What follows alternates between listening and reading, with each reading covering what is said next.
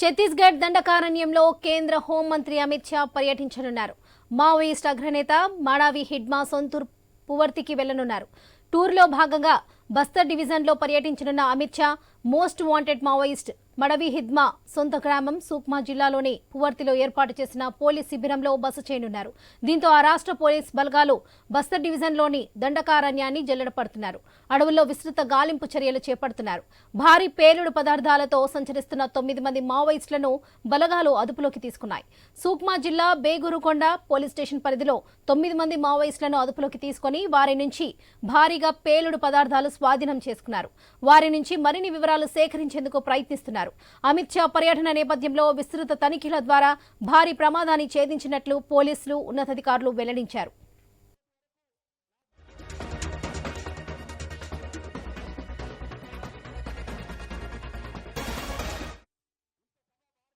మావోయిస్టులకు గట్టి హెచ్చరికలు జారీ చేయడంతో పాటు యాంటీ నక్సల్స్ ఆపరేషన్లో ఏళ్ల తరబడి పనిచేస్తున్న భద్రతా దళాల్లో ఆత్మస్థైర్యం నింపేందుకు అమిత్ షా పర్యటిస్తున్నట్టు తెలుస్తుంది.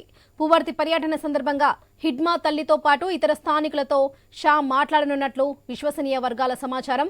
దండకారణ్యంలో మావోయిస్టుల కీలక కేంద్రాలైన కొండపల్లి, జీడిపల్లిలోనూ పోలీసులు క్యాంపులు ఏర్పాటు చేశారు. అక్కడి నుంచి చుట్టుపక్కల ప్రాంతాల్లో మావోయిస్టు వ్యతిరేక ఆపరేషన్లు చేపడుతున్నారు.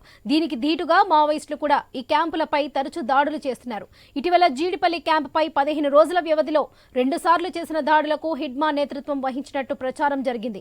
ఇలాంటి చోట అమిత్ షా పర్యటిస్తుండటంతో ఉత్కంఠ నెలకొంది.